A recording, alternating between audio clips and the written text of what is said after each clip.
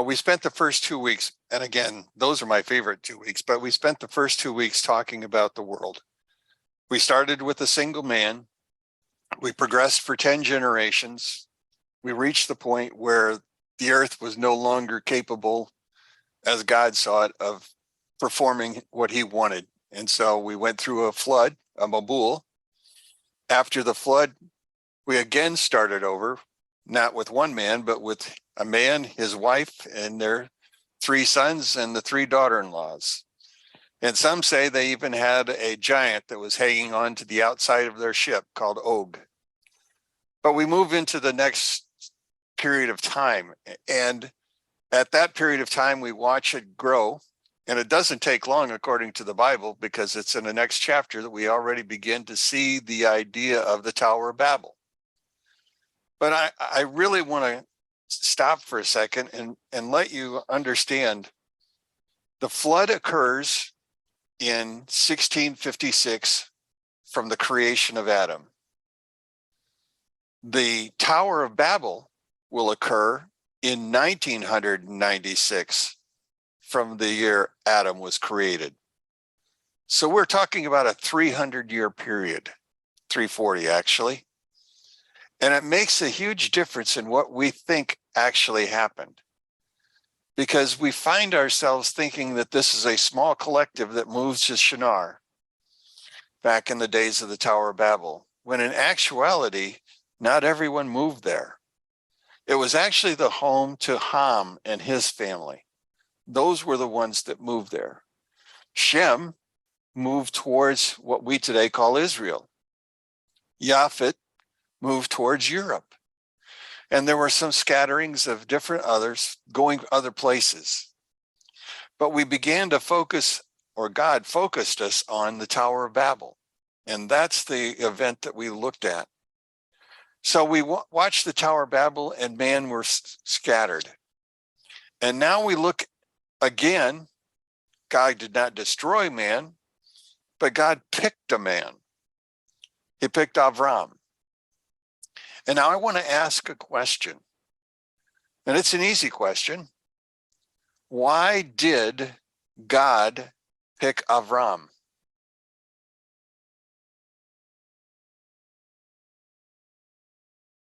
Is this rhetorical? Or are you asking for? I'm asking a question. Why did God pick Avraham? So let me pose this, and so I could be completely wrong, but I know that he said to Avram that I've chosen you because you will teach your children, your generations, my Torah. So, and because he's kept his Torah, but the whole point is, did Hashem pick Avram because he could see that these people will will pay attention and protect the Torah? It's just an idea. Can you find your idea in the Torah? I think I would have to go back and read the portion where it says that before I could tell you exactly where. Okay. Yeah. The correct answer is no reason was given. God chooses Avram, but he gives no specifics.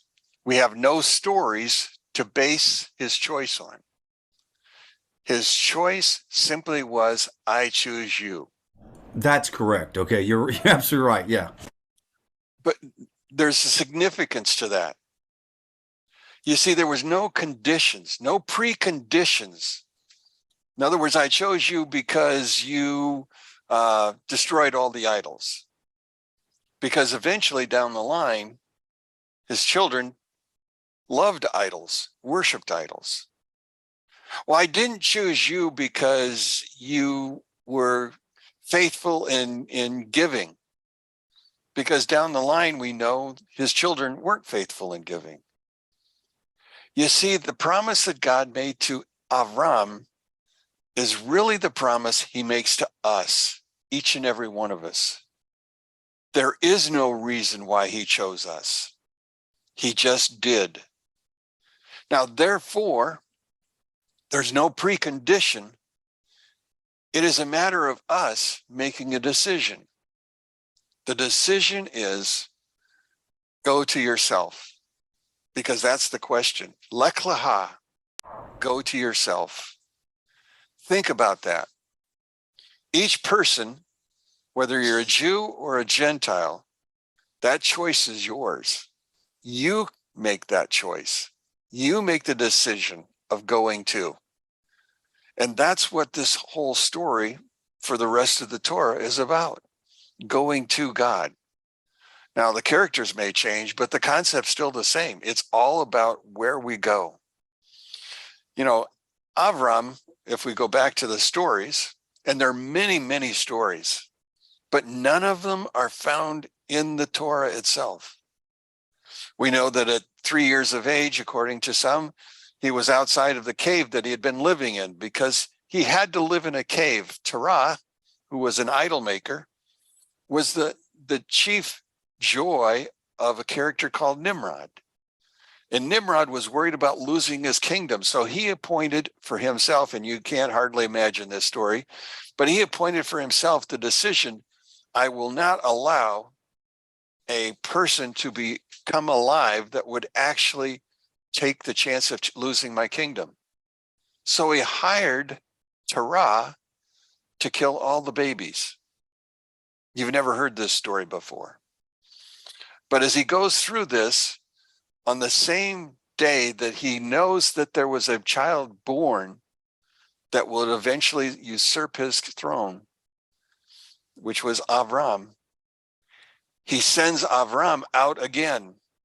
But his sorcerers tell him, oh, the problem is it's in Terah's house. His wife just gave birth to a boy. Now, Terah was 70 years old, which doesn't sound bad because I'm 74, but he was 70 years old when he had his first child, which is reasonable considering how many he lived, 210 years. But the problem was the fact that he was so far after what had been typically going on in that period of time when people were birthing at 30 and 35. He's at 70 and still hadn't had his first child. Well, the child was born, and his mentor, Nimrod, wanted him to destroy his child. And so he wasn't ready to do that. So he hid his son in a cave. And luckily, as he's going back to explain what's going on to Nimrod, he finds out that his servant's wife had just produced a baby boy. And so he slaughtered that baby boy, pretending it was his. Well, obviously, Avraham then continued to live, but he lived out of a cave for the first 3 years, had never seen daylight, had never seen darkness. He just saw the inside of the cave. Well, the story goes on that he walks out of the cave, and the first thing he sees is the sun, and he looks at the sun, and he begins to worship the sun. He wants him to stand still, and he wants to talk to him. But the sun doesn't stand still, it just continues on. Well, then the moon comes up. Well, then you must be the creator. And so he begins to look at the moon. He begins to talk to the moon. The moon goes through the sky and it's gone. Well, then it's just darkness and stars. So he begins to say, there's got to be, well, here's a bright star. I think I'll talk to it, but nothing happens. He all of a sudden begins to understand God isn't a sun, God isn't a moon, God isn't a star, God isn't a tree, God is God.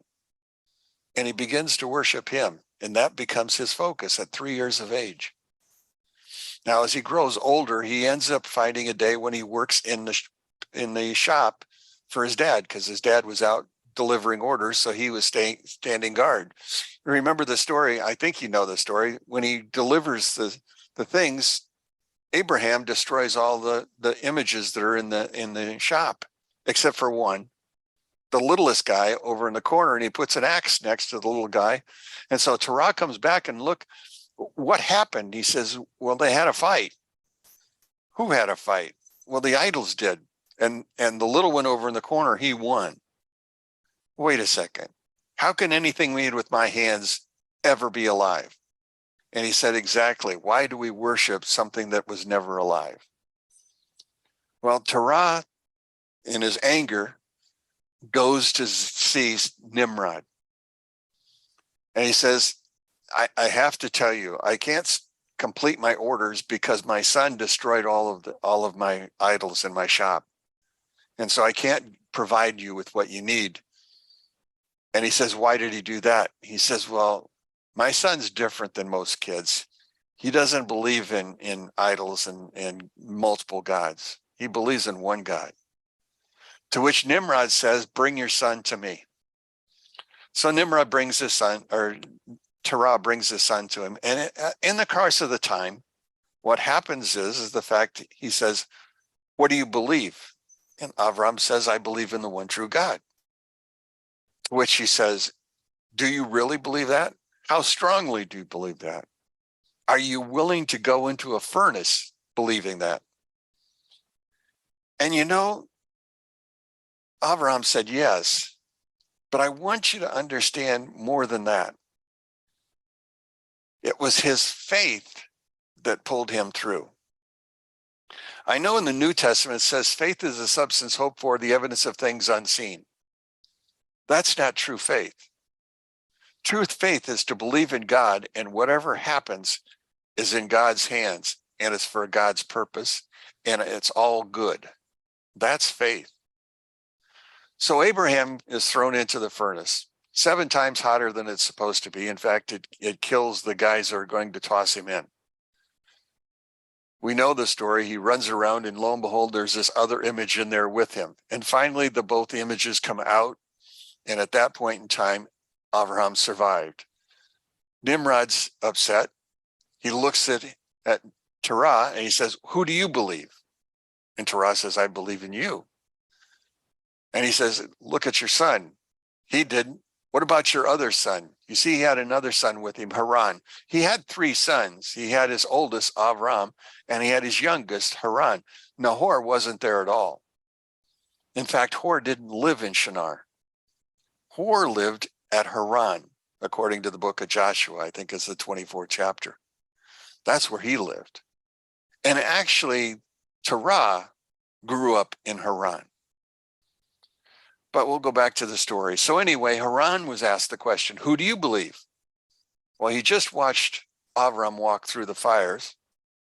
I'm going to go with the guy who has the winning record. I'm going to go with Avram. Well, they tossed him in and Haran died. You see, his faith wasn't in God. His faith was in Avram. He must have had the right answers. He must have known the side of that's coolest in the furnace. And he dies. Well, at that point in time, we find that Terah and his son and his 2 daughters and nephew, let's see, try it again.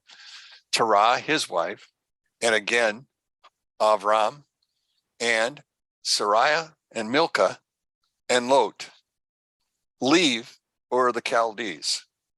Oh, by the way, Ur is a very fascinating word. Ur is a place. It's at the tip of the Euphrates and Tigris River. That's where it's at. It's not far from Shinar or from where Babel was, but it is a distance. And they left there. Ur. Ur also means furnace. It's our only hint in the scriptures about Abraham's experience in the fiery furnace. Now they go from there 600 miles to Haran, which would be northern Syria. That's where they're going to. Haran means a dry place. And so Avraham takes his family. He doesn't have a family. You see, he's still not married yet. His whole group goes up with Terah to Haran, where his brother Nahor is. He will marry Sariah, which technically was his niece, and Nahor will marry Milcah, who was also a niece. But anyway, while they're there, we have this story again about God speaking to Avram and saying, go to yourself, go from here. Now, he doesn't tell him where to go. Just like when we go through this process of our lives, where are we going? What are we doing? How are we getting there? All those are still in God's hands. We have an idea of what we want, but really God is really in control if we are honest with ourselves. And so we begin the process of going. Now, there's lots of things that are happening here. One of the things I want to talk about is briefly is the word Abraham is called the first one to be called a Hebrew. Now, the question then becomes, why is he called a Hebrew? And actually, the word that's used is an Ivrit. Now, an Ivrit can mean other side, or it can also mean the idea of pertaining to something on the other side. So Abraham might have been from the other side. And then the question is, the other side of the tracks? No, it's the other side of the river. Well, there were three opinions. Rabbi Yehuda taught that the word ever means opposite side. Abraham believed in one God, and the rest of the world worshiped the man-made gods, but Abraham stood on one side and the entire world was on the other.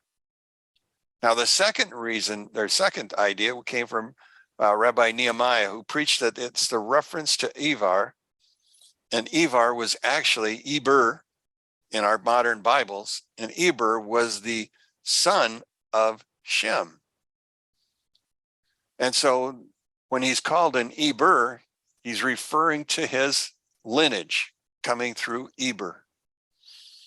Now, there's other rabbis that came to the conclusion that this is about the fact that he was an Ivrit because of the fact that it speaks of his ancient origins. Now, he's the first one called Eber. Do you know who the second one was? Joseph. Joseph came from the other side. The other side of what? What did Joseph seek to do?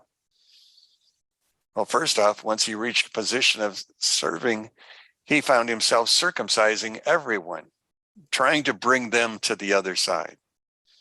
So the other side really speaks of a spiritual change, the idea of going someplace else. So we now have a story of Abraham wandering. He'll wander 600 miles, and the first place he'll stop after he arrives there is Shechem. Shechem becomes an important site because Shechem is one of those places which we read about where Jacob had his son or his daughter actually raped. We continue on, and he finds himself wandering through, well, it's not Israel then. In fact, it's not called anything, but it becomes Canaan. And that's important, that it became Canaan, that it wasn't originally that. Because what do you hear when you look at the Palestinian question? Who's been there all along? The Canaanites, not the Jews, the Canaanites. There's a whole book written just debunking the whole idea. But anyway, I can't stop. I've already gone too far. So let me continue on. A drought comes to the land. Abraham does what? He and his family move south. They go to Egypt. And he now experiences Egypt just as his kids will experience Egypt for 210 years.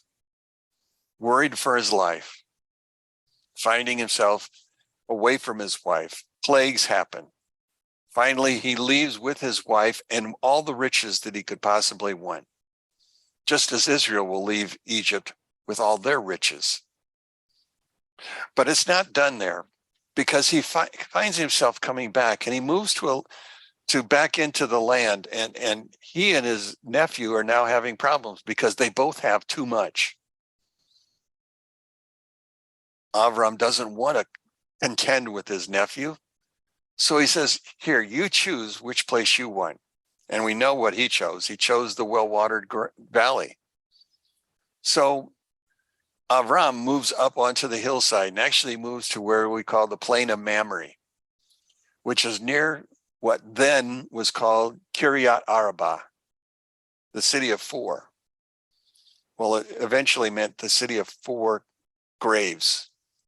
The grave for Adam and Eve, the grave for Abraham and Sarah, the grave that would be there for Isaac and Rebekah, and then finally the grave that was there for Jacob and Leah.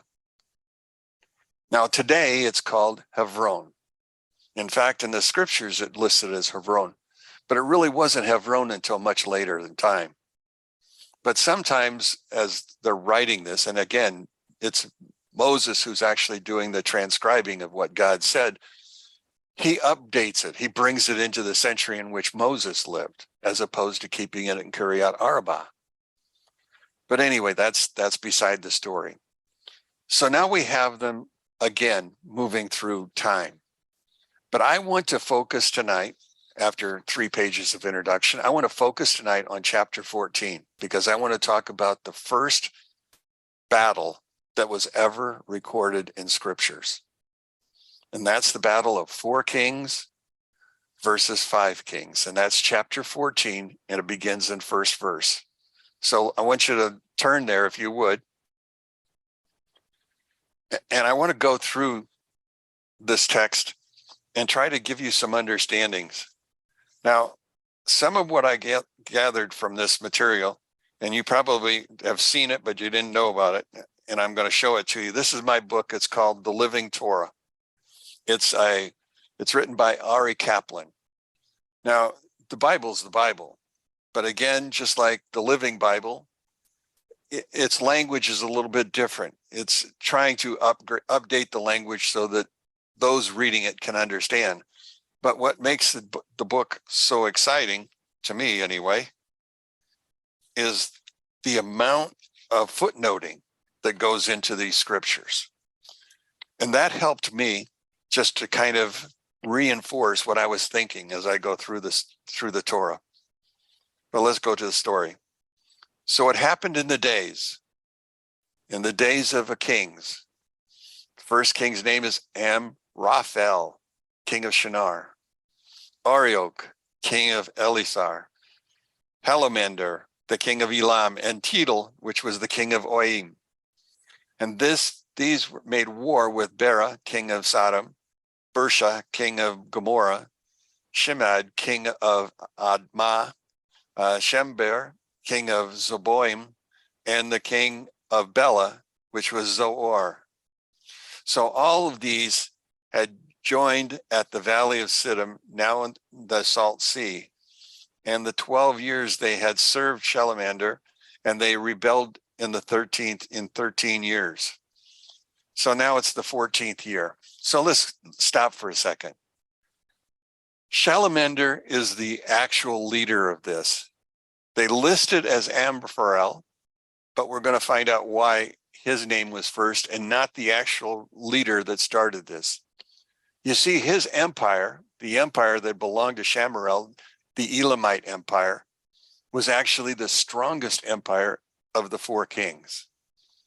He had conquered all of the lands that are there. He led what was now a united world, so to speak. Everybody fell under his control. Well, these 5 kings decided that they couldn't afford to pay his tribute anymore, and they rebelled. And so for 13 years, they did not pay their tribute. Well, Shalmander finally had decided enough is enough. And so he brought his army, plus the other 3, from what we would call the Mesopotamian area, and actually all the way across. It was the whole Mesopotamian valley, all the way from the Mediterranean, all the way down through the 2 rivers, down to the bottom. And he brought all of those empires together with him, a massive force. And he left the north, and he came down, and if you have a sanctified imagination, imagine they came on the east side of the Sea of Galilee, down through the country called Jordan, all the way down below the Dead Sea, and around at what we would call the Arava, and began to move north. Now, during that time, they defeated again and collected more ransom from all of the nations that they passed through. Now they had arrived at the valley with the 5 kings. And again, as you see the story, the 5 kings, that valley was actually part of the Salt Sea, the Dead Sea, for the longest period of time. The Dead Sea will not grow into that area because it's very, very shallow until later in time. But at this point in time, that salt sea is not there. But what is there will be tar pits. The tar pits, or the asphalt, was necessary in the construction of their buildings. It was the cement that they used back in those days. And so in the course of time, as this is all going on, the five kings decided, our armies are large, but they're not as large as theirs. Let's compete with them down in the valley. So we have the water on one side and mountains on the other side. So there's a limited number of enemy that can attack us at one time. What they didn't count on was the fact that those four enemies were so concentrated that they literally destroyed the five, and they all began to scatter. Well, the place they could scatter to was the tar pits. And the tar pits were not always easily visible, just like quicksand was not easily visible. And so the kings themselves stumbled into the tar pits. The only king that's going to survive out of this will be the king of Sodom. All the rest of the kings will die, but not the four kings. They'll survive this whole thing. They'll gather together all of the wealth of those five cities, and they'll also take prisoners to be slaves. Among the prisoners will be Lot, and they will head north. Now, totally unaware of what was going on was our character called Avraham. One of the what's called a refugee escaped the battle and ran to where Avraham was to tell him that Lot had been captured and they were taking him.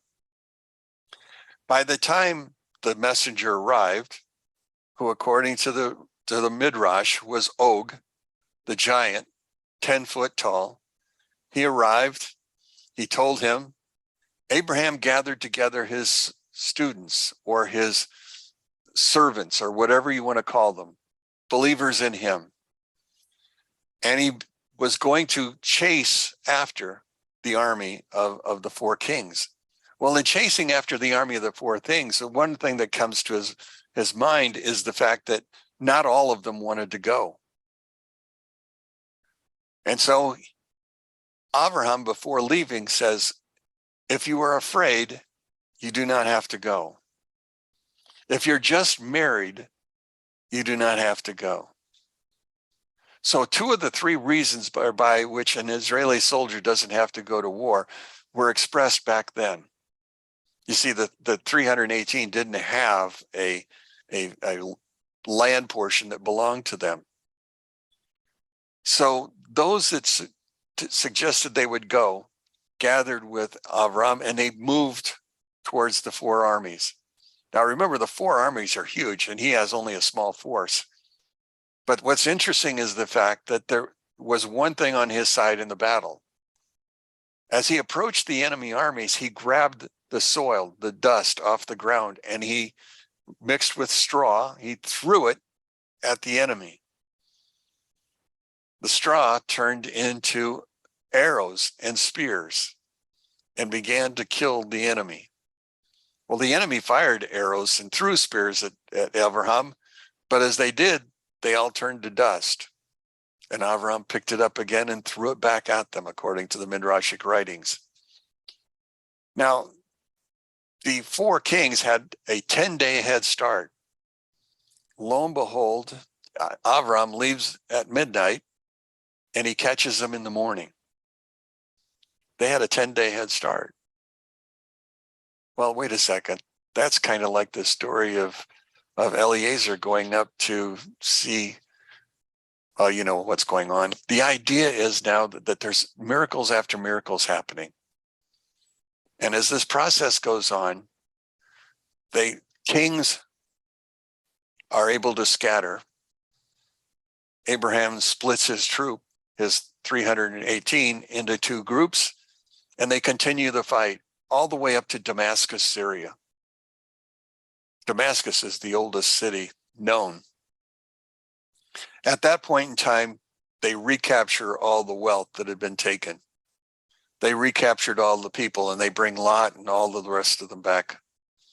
And that's when we find them at the area called Salem or Shalom.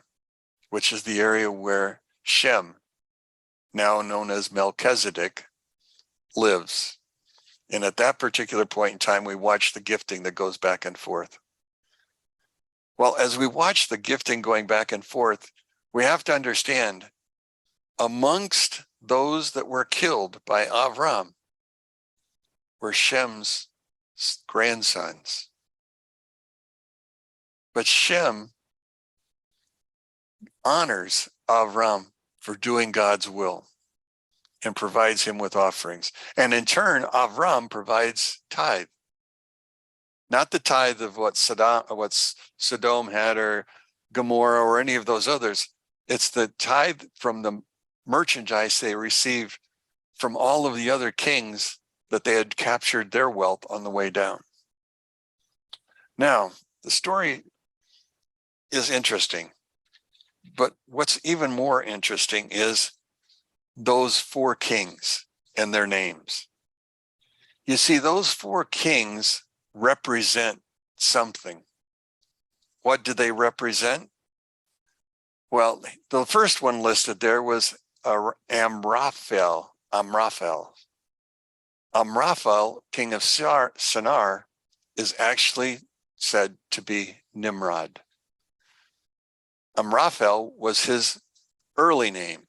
He chose the name Nimrod. So Shinar is there, but we would better know it today as Babylon. Now, the second character that's listed there is Erech, king of Elasar. Well, Elasar happens to be the place where Alexander the Great was confirmed king. Elasar is Greece. Chelamander is from Elam.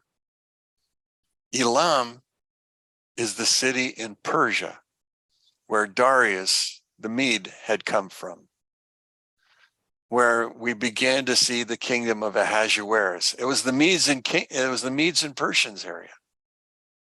The last one's name was, as you look at it again, the last one was called Tidal. But notice the name of his people, Goyim, the Goy. Who are the Goy? Well, according to the story, they're the hordes. In other words, they have no one particular nation. When we look at the future, they will be called Rome. So the four kings that he fights with, remember, he's just come back from Egypt, where they will spend 210 years in captivity. They will find themselves for 70 years in captivity in Babylon. They will find themselves in captivity in Media Persia.